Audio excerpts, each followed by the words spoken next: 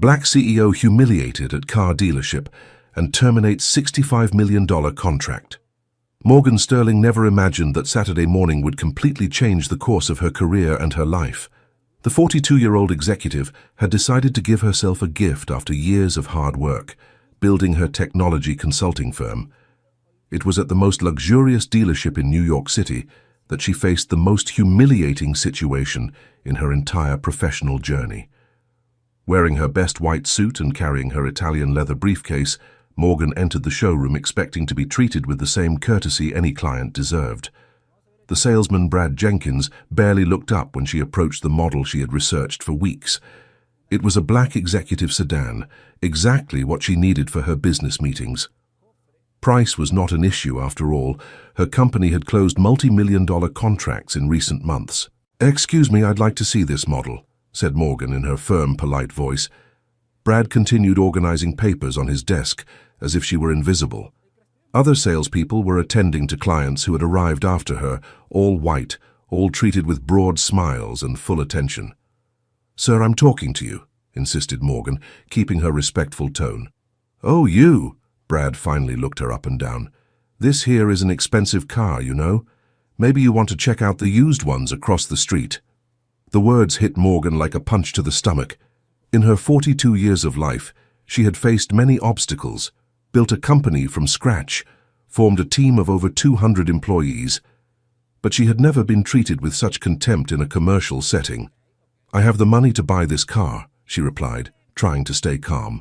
"Of course you do," Brad laughed, and his laughter echoed through the showroom. "Everyone who comes in here says the same thing." Other clients began to look in their direction. A gray-haired lady averted her gaze, embarrassed. A young couple whispered to each other, clearly uncomfortable with the situation. Morgan opened her briefcase and took out her company card. Sterling Strategic Tech was engraved in gold letters, along with her name and the title of CEO. She extended the card to Brad. "I am the CEO of Sterling Strategic Tech. I would like to buy this car in cash." Brad took the card and examined it as if it were a counterfeit bill. Then he started laughing even louder. "You, CEO?" he called to other salespeople. "Guys, come see this. The lady here says she's a CEO." The public humiliation was like a knife to Morgan's heart. She had worked 16-hour days for years to get where she was. She had given up relationships, family moments, had faced the skepticism of investors who doubted her ability because she was a woman and black. "Listen here, princess." Brad returned the card with disdain. "Stop putting on a show. People like you don't have money to buy cars at this level. Go look for something more suited to your standards somewhere else." The words "people like you" reverberated in Morgan's mind. She knew well the meaning behind that phrase. She had heard variations of it throughout her life, but never so explicitly and cruelly. A young saleswoman named Ashley watched the scene from across the showroom. She recognized Morgan immediately. She had seen her photo in Business Weekly the previous week, in a feature about the most powerful women in the technology sector. Ashley tried to discreetly approach her supervisor. "Mr. Arthur, that lady over there," Ashley began. "Don't interrupt, Ashley. Brad knows how to handle this." Arthur didn't even look in Morgan's direction. Morgan took a deep breath, put the card back in her briefcase, and walked toward the exit. Every step was a struggle against the tears of anger that wanted to surface. At the door, she turned to Brad. "You'll regret this," she said, with a trembling yet firm voice. Sure," Brad laughed again. "I'll be waiting." The dealership parking lot had never seemed so long. Morgan got into her current car, a simpler model she had bought 3 years earlier when her company was still growing. Her hands trembled on the steering wheel. She drove to her home in Greenwich, a luxury gated community where she had lived alone since separating from her husband 2 years prior. The relationship hadn't withstood her growing success and the long work hours. In the silence of her living room, Morgan finally let the tears fall. They weren't tears of sadness, but of pure anger. Anger for having been judged by the color of her skin. Anger for having been underestimated. Anger for having been humiliated in public. Dear listener, if you're enjoying the story, please take a moment to like and especially subscribe to the channel. It helps us a lot as we're just starting out. Now continuing. The phone rang. It was Dorothy, her personal assistant of 5 years, a 58-year-old woman who had become more than an employee. She was a confidant and friend. "Morgan, how did the car purchase go?" Dorothy asked excitedly. "I didn't buy anything," Morgan tried to control her voice. "What happened? Wasn't the model what you wanted?" Morgan told Dorothy the whole situation, who listened with growing, silent indignation. "That's outrageous. You should sue that dealership." Dorothy was furious. "It's no use, Dorothy. It's always their word against ours." "No, it's not. You are Morgan Sterling, CEO of a multi-million-dollar company. You can't let this slide." After hanging up, Morgan kept thinking about Dorothy's words. Maybe she really shouldn't let it slide, but what could she do? What? Suing for discrimination was a long and draining process, and she wasn't sure she wanted to expose her personal life in that way. On Sunday morning, Morgan woke up determined to forget the incident and move on. There was an important meeting on Monday with a potential client, and she needed to focus on work. But Dorothy had other plans. She arrived early at the office on Monday and was waiting for Morgan with a folder full of documents. "Sit here," said Dorothy, with a serious tone that Morgan rarely heard. "What is this?" Morgan looked at the folder curiously. "These are all the active contracts our company has at the moment." Dorothy opened the first page. "You're going to want to see this." Morgan began to leaf through the documents. Contracts with banks, telecommunications companies, major retailers. Her company had grown a lot in recent years, and she didn't personally keep track of every detail of each contract. "Dorothy, why are you showing me this?" Morgan was impatient. "Page 67, Dorothy pointed. Morgan turned to the indicated page and her heart stopped. There was a $65 million contract with the Harrison Corporate Group, signed 6 months earlier. The contract involved modernizing all the digital systems of the group's companies. "Dorothy, this group, what do they own again?" "Various things, but look at the next page." Morgan turned the page and saw the complete list of the group's companies.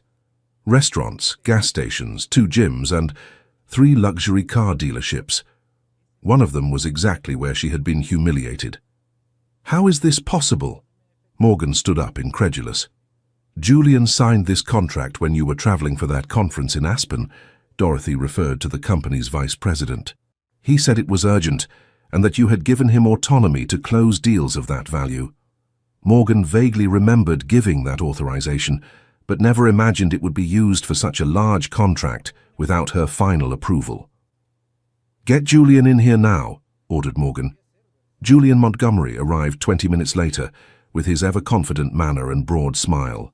At 38, he was one of the best salespeople Morgan had ever known, capable of closing deals others considered impossible.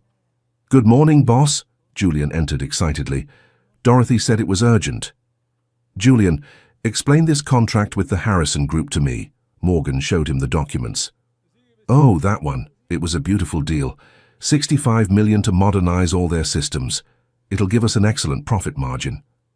"Did you research the group's companies before signing?" "Of course. It's a solid group, been in the market for over 20 years. "Why do you ask?" Morgan told Julian what had happened at the dealership. The vice president listened with an expression of growing discomfort. "Look, Morgan, that's really terrible. But we can't mix personal issues with business." Julian tried to use his most diplomatic tone. "This contract represents almost 20% of our annual revenue." "Personal issues?" Morgan's voice rose a few tones. "You think racial discrimination is a personal issue?" "No, that's not it. Of course not. But look, how about we talk to them? I'm sure the owner of the group will be horrified when he finds out. They'll fire the salesman, apologize formally, and we continue with the contract." "And you think that fixes it?" Morgan was getting increasingly irritated. "Honestly, I think so. We can't break a contract like this because of one stupid employee." Julian's response was the last straw. Morgan realized in that moment that her own vice president didn't understand the gravity of the situation. For him, it was just an incident that could be resolved with some formal apologies. "I want a meeting with the CEO of the Harrison Group today," said Morgan. "Morgan, I don't think it's a good idea for you to go there while you're still upset." I'm not upset, Julian. I'm determined. Schedule that meeting. Julian left the room, clearly uncomfortable with the situation. Dorothy stayed with Morgan. Are you really going to cancel the contract? Asked Dorothy. I don't know yet, but I'm going there to see what kind of people we're doing business with. The meeting was scheduled for 3 p.m. at the Harrison Group headquarters, a mirrored building in the Wall Street area. Morgan dressed in her most formal suit, a navy blue set she wore only on special occasions. The group's CEO was Lawrence Harrison, a 60-year-old man who had inherited the business from his father. He received her in his office with a panoramic view of the city, but his greeting was cold and formal. Miss Sterling, I heard there was a misunderstanding at one of our dealerships, said Lawrence without even offering water or coffee. Misunderstanding? Morgan kept her voice controlled. I'd say it was explicit racial discrimination. Look, let's not exaggerate with words. Sometimes our salespeople get a little overly enthusiastic with security procedures. Security procedures? The salesman told me to look for used cars because people like me don't have money to buy new cars. Lawrence sighed as if dealing with a child throwing a tantrum. I understand your annoyance. How about this? I fire the salesman today. You get a 15% discount on any car at the store, and we consider the matter closed. The coldness and dismissiveness in Lawrence's voice left Morgan in shock. He really thought a 15% discount on a car would make up for the public humiliation she had suffered. Are you serious? Morgan leaned forward. Perfectly serious. It's a good offer. And what do you intend to do to ensure this doesn't happen to other clients? Look, Mrs. Sterling, I'll be frank with you. You're being a bit too sensitive. These things happen. It's part of life. The important thing is to move forward. In that moment, Morgan understood the problem wasn't just one rude salesperson. The discrimination came from the top. It was in the company's very culture. Lawrence Harrison made it clear he saw nothing serious in what had happened. I'm going to have to reconsider our business partnership, said Morgan, standing up. What do you mean? Lawrence seemed genuinely confused. The $65 million contract we have with you. Lawrence's expression changed completely. He knew exactly which contract she was talking about. Now, let's not mix things up, okay? He tried to smile. One thing has nothing to do with the other. For me it does, Mr. Harrison. I cannot do business with companies that don't respect people's dignity. Mrs. Sterling, you're being emotional. Business is business. That contract is already signed. There are legal obligations on both sides. I'll consult my legal department about that. Morgan left the room, leaving Lawrence Harrison visibly worried. In the elevator, she called her lawyer, Dr. Evelyn Reed, a 55-year-old black woman who had been her professor in college and later became her legal consultant. Evelyn, I need you to analyze a contract urgently. I want to know if we have legal grounds for cancellation due to breach of ethical principles. What kind of breach of ethical principles? Evelyn was always precise in her questions. Systemic racial discrimination. I understand. Send the contract. I'll analyze it today. Back at the office, Morgan found Julian waiting for her, visibly nervous. So, how did it go? Worse than I imagined. The problem isn't just one salesperson, it's cultural. Morgan, for God's sake, think this through. We can't break a $65 million contract because of... Because of what, Julian? Finish the sentence. Julian realized he was treading on dangerous ground. That's not what I meant. It's just that sometimes we have to be pragmatic. Pragmatic? Morgan couldn't believe what she was hearing. You think it's pragmatic to do business with companies that humiliate clients because of their skin color? It's not quite like that. It's exactly like that, Julian. And if you can't understand that, maybe it's time to rethink your role in this company. The threat hung in the air. Julian left the room without another word, clearly shaken. Dorothy entered soon after with a cup of coffee. How are you feeling? She asked with maternal care. Confused, Dorothy. Very confused. I built this company with so much effort, and now I find out I'm doing business with people who look down on me. You know you have my full support, no matter what you decide. That night, at home, Morgan couldn't stop thinking about the dilemma she faced. On one hand, cancelling the contract would mean a huge financial loss for her company. On the other, Keeping the contract would mean swallowing her dignity and accepting that discrimination was just business. She called her mother, Mrs. Gladys, a 72-year-old woman who had raised 3 children alone working as a housekeeper. "Mom, can I talk to you?" "Of course, my daughter. What happened?" Morgan told the whole story to her mother, who listened in silence. "And now, Mom, what would you do in my place?" "Daughter, I spent my whole life swallowing humiliation because I had no choice. You do. That's the difference between us." "But the money, Mom." "Mo, you already have money." "Already have. What you can't buy back is your dignity after you sell it." Her mother's words echoed in Morgan's mind all night. The next morning, Evelyn called early. "Morgan, I analyzed the contract. There's a termination clause for breach of corporate ethical values. It's a bit vague, but given the situation you described, we do have legal grounds. And the financial consequences? They'll try to charge a termination penalty, but we can contest it by arguing that they broke the contract first through discriminatory practices. How long would a lawsuit like that take? 2 to 3 years. But honestly, I don't think they'll want to go to court. A racial discrimination case becomes news, and that's terrible for any company's image." Morgan thanked her and hung up. Now she had the information she needed to make a decision. Arriving at the office, she found a surprise. Ashley, the young salesperson from the dealership, was in the reception area waiting to speak with her. "How did you find out where I work?" asked Morgan. "I looked it up online after what happened on Saturday." Ashley was visibly nervous. "I wanted to apologize for my colleagues' behavior." "You don't need to apologize for them." "Yes, I do. I recognized you the moment you walked into the store. I saw your photo in Business Weekly last week. I tried to warn my supervisor, but he wouldn't listen." "And why are you here?" "Because I was fired yesterday. They said it was for insubordination, but it was really because I tried to defend you." Morgan was shocked. The situation was worse than she had imagined. "Sit down, Ashley. Tell me everything." Ashley revealed that the discriminatory behavior was not an isolated incident. Brad, the salesperson who had humiliated Morgan, already had a history of mistreating black customers. Several complaints had been made, but management always swept the situations under the rug. "There's more," said Ashley. "The store manager got a call from the corporate office yesterday. Someone mentioned that you have a contract with the group. After that, he was desperate trying to find your phone number to apologize. They know who I am. They know now. Manager Arthur was almost having a heart attack when I left there."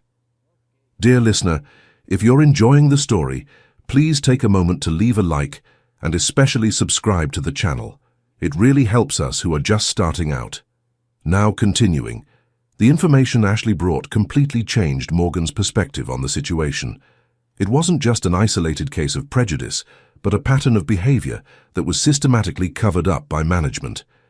"Ashley, would you agree to be a witness in a lawsuit?" asked Morgan. "Of course, I have nothing left to lose anyway." "Actually, you do. How about a new job?" Ashley's eyes lit up. "Really? We're expanding our customer relations team. Someone who recognizes discrimination and tries to fight it even at personal risk is exactly the type of person we want in our company." Ashley began to cry with emotion.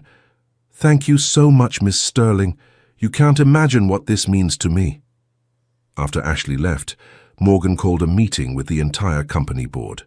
Besides Julian, those present were Sarah Mitchell, Chief Financial Officer, Christopher Lee, Chief Technology Officer, and Kimberly Thompson, Director of Human Resources.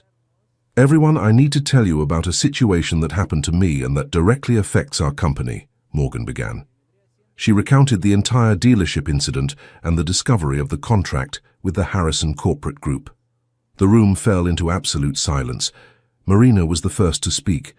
"Morgan, from a financial standpoint, cancelling this contract would be a disaster. It represents almost 20% of our annual revenue." "I understand the financial concern, Marina, but we're talking about basic principles of human dignity." Juan Carlos took a position. "I think we should try to resolve this diplomatically. Talk to them, demand changes in practices, but keep the contract." "And if they refuse to make real changes?" questioned Morgan. "Then we cancel," said Kimberly. "We cannot be complicit with discrimination." Julian remained silent, but his expression made it clear he disagreed with Kimberly's position. "I'll give them an ultimatum," decided Morgan. "Either they implement deep structural changes, including mandatory training for the entire team on diversity and inclusion, termination of employees involved in discriminatory practices, and the creation of an independent ombudsman for complaints, or we cancel the contract." "And if they accept?" asked Sarah. "Even so, I'll reassess whether I want to continue doing business with them. Some things can't be fixed just with training." The meeting ended with the decision to give the Harrison Group 48 hours to respond to the ultimatum. Morgan called Antonio Fernandez personally and explained the demands. On the other end of the line, there was a long silence. "Mrs. Sterling, you are exaggerating. We are not going to change our entire corporate structure because of a misunderstanding. Then consider our contract cancelled." "You can't do that. We have a signed contract." "Yes, I can, Mr. Harrison, for breach of ethical values. My lawyer confirmed we have legal grounds." "This will turn into a legal war." "If necessary, it will." Morgan hung up the phone, feeling lighter than she had felt in days. She had made the decision.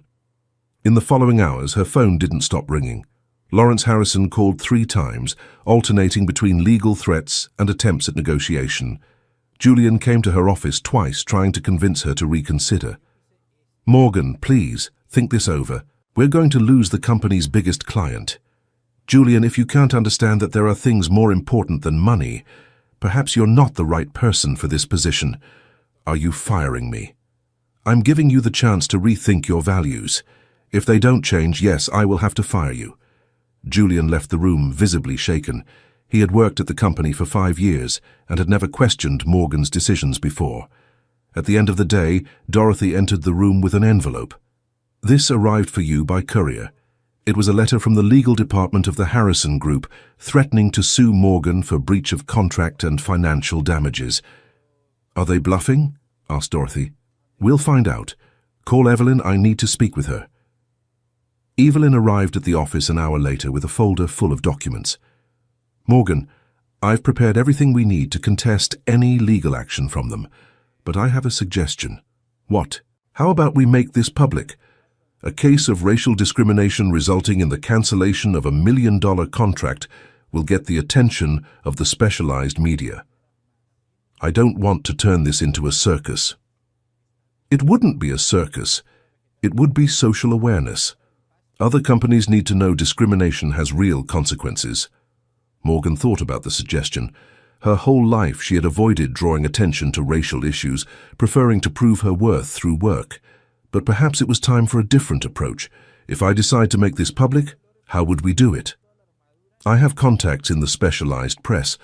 We can start discreetly, with business magazines. The important thing is to control the narrative, focus on the business and ethical aspect of the decision.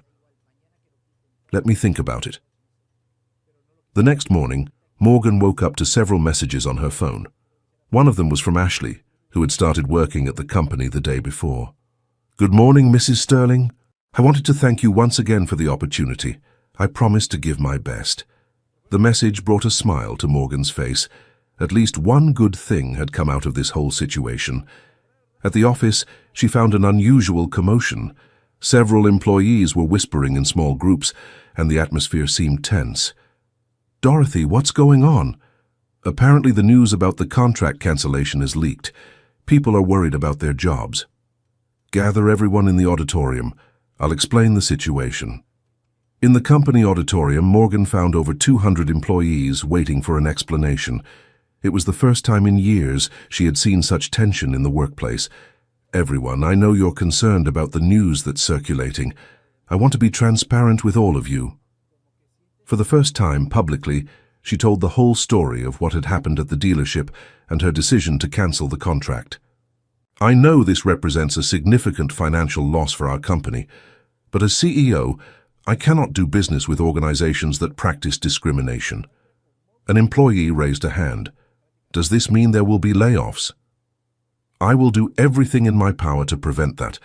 We are seeking new clients to offset this loss." "And if we can't?" asked another employee. "If it comes to that, I would rather cut my own salary before letting any of you go. You built this company with me, and I won't abandon you." The auditorium fell silent for a few seconds, then erupted in applause. Morgan realized she had made the right decision.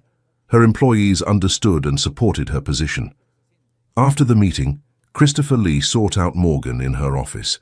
"I want to tell you I fully support your decision. Discrimination has no place in the business world." "Thank you, Christopher. I need the board's support right now." "You have my full support. And I have a suggestion." "What is it?" "How about we create a formal diversity and inclusion policy for our company? We can set an example for other firms in the sector." "Excellent idea. Talk to Kimberly about this." Sarah Mitchell also appeared in Morgan's office, but with a more concerned expression. "Morgan, I've redone all the financial projections. Without this contract, we'll have to be very careful with spending in the coming months." "I understand. What measures do you suggest?" "Cutting non-essential expenses, postponing some expansion projects, and a total focus on securing new clients." "Do whatever is necessary, Sarah, but no layoffs." "Understood." Late in the afternoon, Morgan received an unexpected call. It was from Marcus Washington, president of the National Alliance of Minority Executives. "Ms. Sterling, I heard what happened. I would like to speak with you in person." "Of course. When would be convenient?" "How about tomorrow morning?" "I can come to your office." Carlos arrived at the appointed time, a 50-year-old man, elegant and with a commanding presence. He did not come alone. He brought 2 lawyers specializing in racial discrimination cases. "Ms. Sterling, what you did was courageous and necessary. We want to offer our full support." "What kind of support?" "Legal, media, and business. We have a network of over 500 associated companies. If you allow it, we can help find new clients to compensate for the loss of the contract." "That would be incredible, but there's a condition." "What is it?" "That you allow us to publicize your case. This could inspire other executives to take similar actions." Morgan hesitated. Publicizing the case would mean exposing her personal and professional life in a way she had never done before. "I need to think about this." "Of course. But think quickly. The story is already spreading in business circles. It's better that you control the narrative before others do it for you." After Carlos left, Morgan was alone in her office, reflecting on his words. Was the case really spreading? How? She called Evelyn. "Evelyn, have you heard anything leaking about our case?" "Actually, yes. I got 3 calls today from journalists asking about the contract cancellation. I didn't confirm or deny anything, but they're on the trail of the story." "How did they find out?" "I suspect it leaked from the Harrison Group themselves. They're probably trying to get ahead of it, to create a version of the story favorable to them." "What do we do?" "Exactly what the president of the alliance suggested. We control the narrative before others do it for us." That night, Morgan barely slept. Her life was about to change irreversibly. If she decided to make the case public, there would be no going back.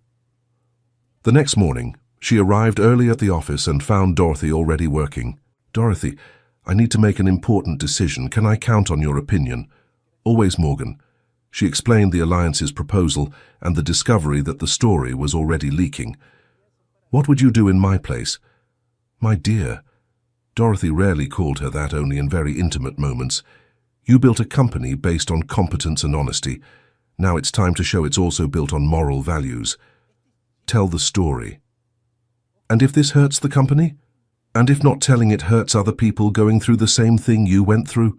Sometimes we have responsibilities that go beyond our own interests." Dorothy's wisdom touched Morgan deeply. She called Marcus Washington.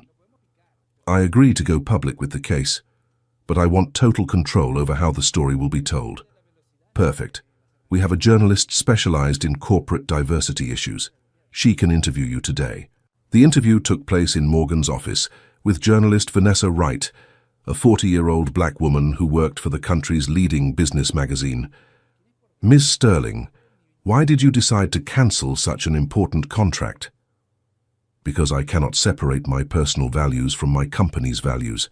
If I accept being humiliated and do nothing, I'm telling my employees, my clients, and society that discrimination is acceptable as long as it's profitable." "Weren't you afraid of the financial impact?" "Of course I was. But I was more afraid of looking in the mirror and not liking the person I saw. What message would you like to leave for other executives? That social responsibility isn't just marketing. It's about making difficult decisions even when they're costly. If we have privilege and power, we have an obligation to use it to build a better society. The article was published 3 days later and had an immediate impact. Morgan's phone wouldn't stop ringing with calls from other executives, some supporting her decision, others criticizing it.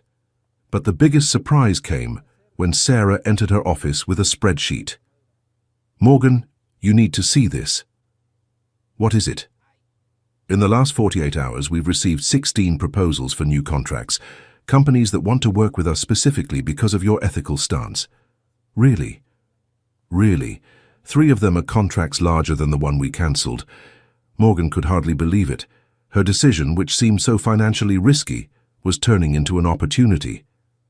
"There's more," said Sarah. 2 international companies got in touch. They want to hire us for consultancies on diversity and inclusion." "How so?" "Apparently our story reached international markets. They want to learn how to implement ethical values without harming business." That afternoon, Julian sought out Morgan.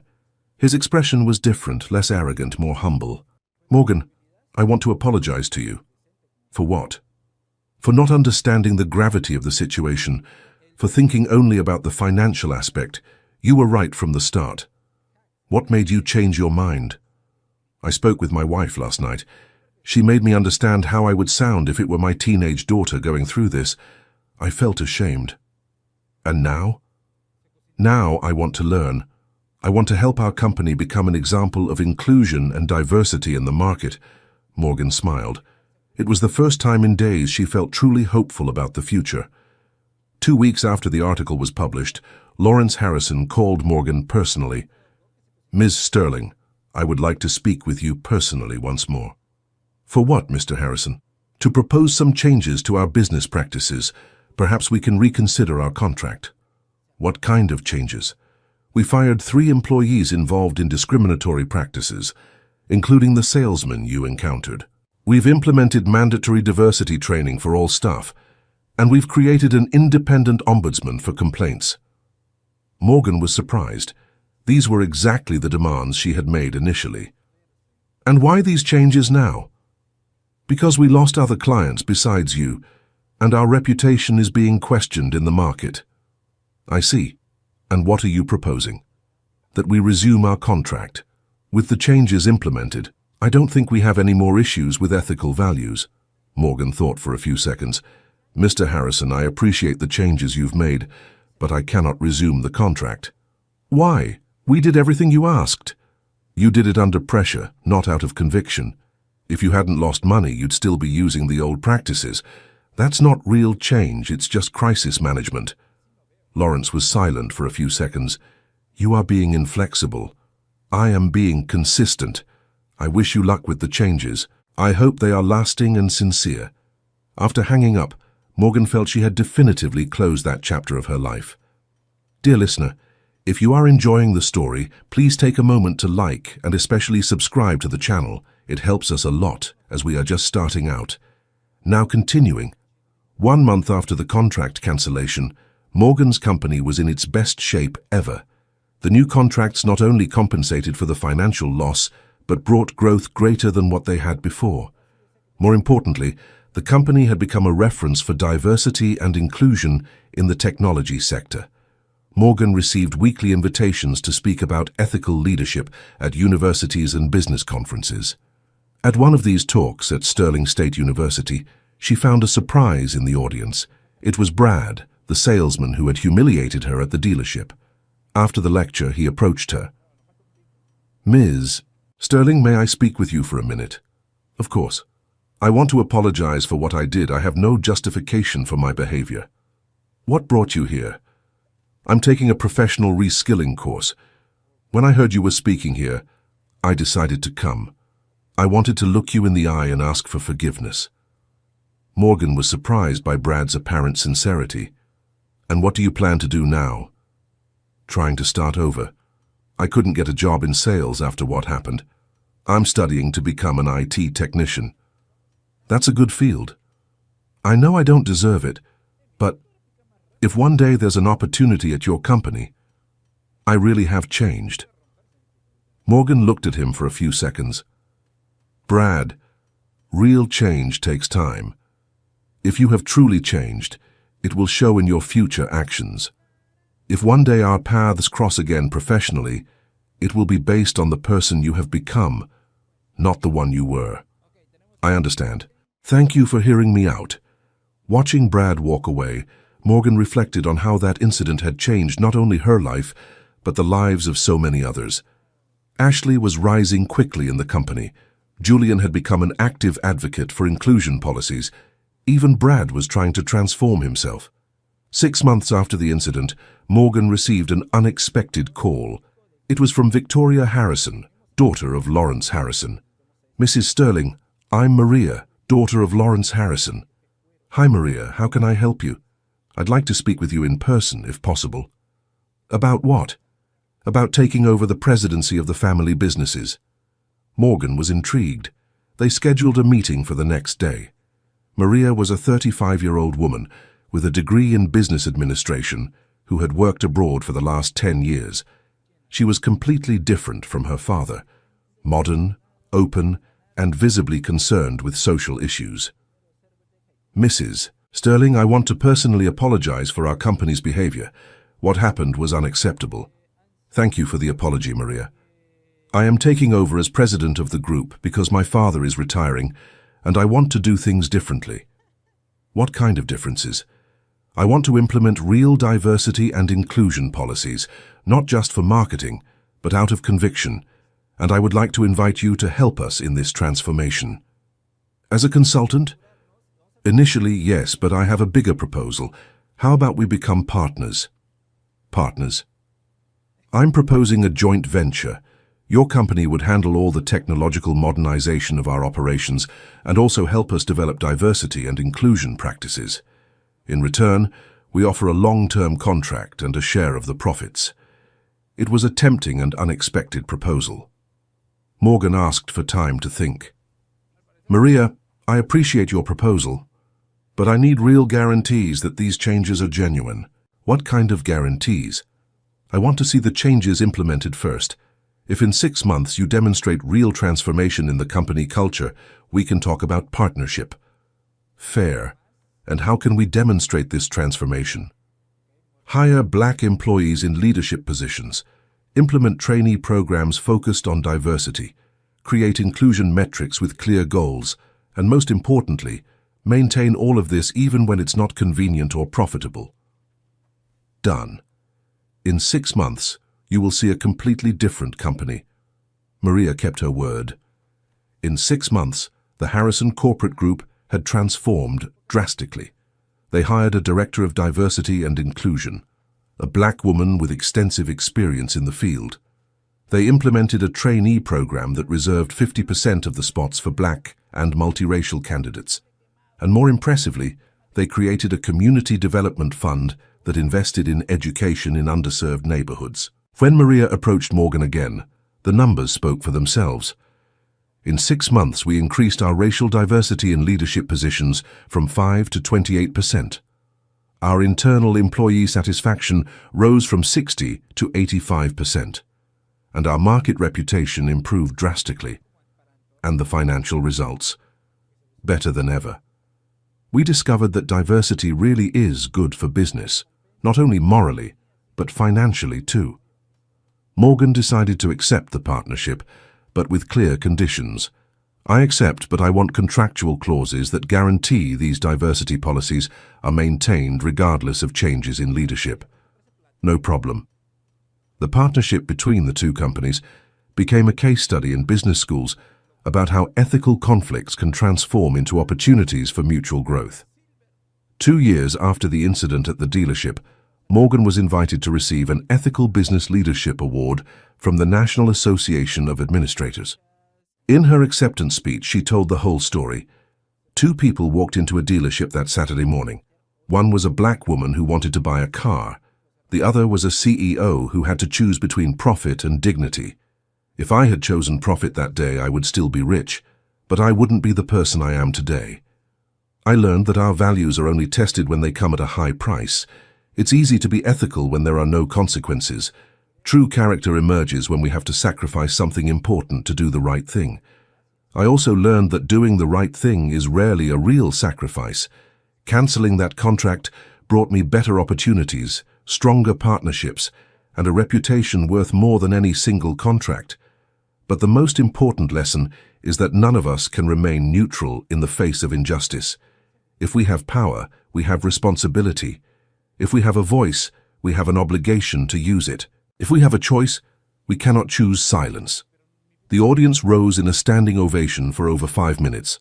After the ceremony, Ashley, who was now a client relationship manager at Morgan's company, approached her. "Boss, can I say something?" "Of course, Ashley. That day at the dealership when I defended you, it wasn't because I knew who you were. It was because it was the right thing to do. I know that. And I want you to know that working with you has transformed me. Not just professionally, but as a person.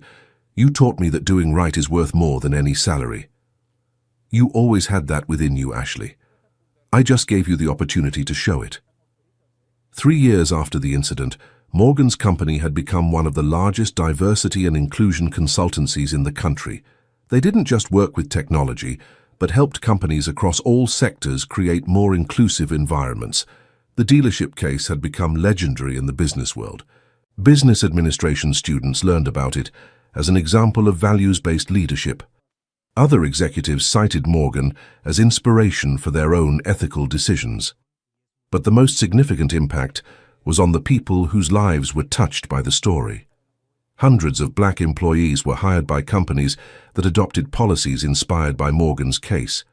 Dozens of other executives made similar decisions, refusing to do business with discriminatory organizations. In an interview for an international magazine, Morgan was asked if she regretted losing such a lucrative contract. "I never lost any contract," she replied. "I chose not to do business with people who didn't respect my dignity, and that choice brought me much better opportunities." How so? The original contract was for $65 million over 2 years. In the 3 years that followed, we earned over $200 million from contracts that arose directly because of my ethical decision. Furthermore, I built strong partnerships based on shared values, not just financial interests. What advice would you give to other executives facing similar dilemmas? To remember that reputation is built over years and destroyed in seconds, that lost money can be recovered, but lost dignity rarely returns, and that doing the right thing is rarely as costly as it seems at first glance. And for people suffering discrimination, do not accept it. Use every available resource to fight injustice, and remember that sometimes our pain can transform into strength for changes that benefit many others. 5 years after the incident, Morgan decided to write a book telling her story. Dignity is Non-Negotiable became a bestseller, with all profits directed to scholarships for young black students in business administration courses. The book inspired the creation of a business movement called Uncompromising Ethics, where executives publicly committed to not doing business with companies that practiced any kind of discrimination. Brad, the former salesman, had managed to find new employment and graduated with a degree in information technology. At one of the book launch talks, he approached Morgan again. "Mrs. Sterling, I got a job at a software company. I wanted to thank you." "Why?" "Because you forced me to look at myself and change. It wasn't easy, but it was necessary." "How are you?" "Good. Very good. And I learned that treating people with respect isn't a favor, it's an obligation." "I'm happy to hear that, Brad. And I wanted to ask, does your company still accept freelancers for IT projects?" Morgan smiled. "Send your resume to our human resources team. It will be evaluated like any other applicants." "Thank you so much for the opportunity." "It's not an opportunity, Brad. It's a fair selection process, which is how it always should have been." 10 years after the incident at the dealership, Morgan was invited to give a speech at the graduation ceremony of the business school where she had studied. At 52, she was considered one of the most influential executives in the country. In her address to the graduates, she told once more the story that had changed her life. You will face many moments in your career where you will have to choose between what is easy and what is right. Sometimes it will seem like doing the right thing will cost you dearly.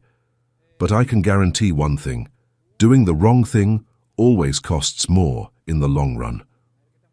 Build your careers on solid values. Treat all people with dignity, regardless of their color, gender, sexual orientation, or social class. And always remember, you are not just executives, you are agents of social change. The business world has the power to transform society. Use that power responsibly. After the ceremony, the university's dean approached Morgan. "I'd like to make a proposal, Morgan." "What is it?" "How about we create a chair for ethical leadership and social responsibility in your name? It would be the first in the country focused specifically on the intersection between business and social justice. It would be an honor." The Sterling Chair for Ethical Leadership was inaugurated 2 years later, funded by the book's profits and donations from business leaders who admired her journey. 15 years after the incident, Morgan decided to retire from the company's executive presidency, keeping only an advisory board role. At her farewell party, over 1,000 people were present. Current and former employees, clients, partners, and even competitors who respected her. Ashley, now the company's chief operations officer, gave an emotional speech. 15 years ago, a young salesperson tried to defend a client who was being discriminated against. She ended up losing her job, but she gained a mentor, an opportunity, and a new life. That young person was me, and I can say that everything I am today I owe to the example of courage and integrity that Morgan showed me. More than a boss, she was a life teacher. She taught me that success without values isn't real success, that wealth without dignity isn't real wealth, and that power without social responsibility is worthless. Julian, now the company's president, also spoke. "I confess I didn't always understand Morgan's decisions.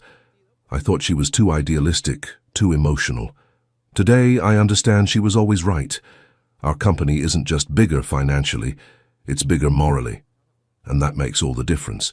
Victoria Harrison, who had become one of the company's main partners, was also present. "Morgan's decision to cancel our contract was the best thing that could have happened to our company.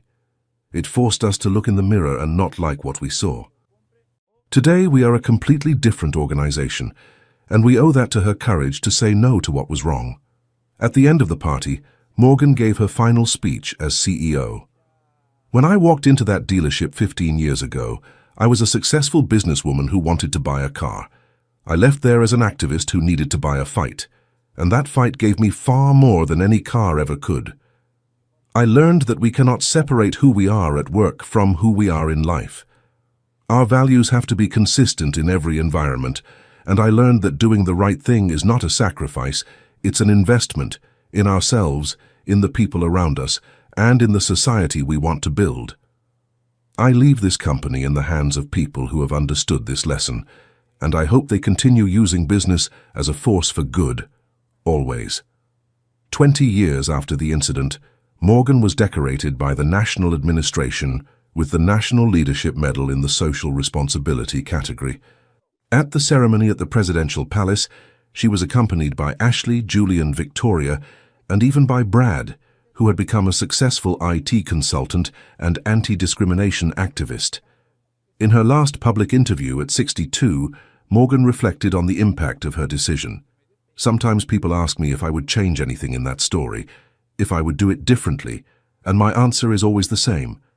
I only wish I'd had the courage to do it sooner. For many years of my life, I swallowed small humiliations, small prejudices, small injustices, because I thought it was the price I had to pay to be successful.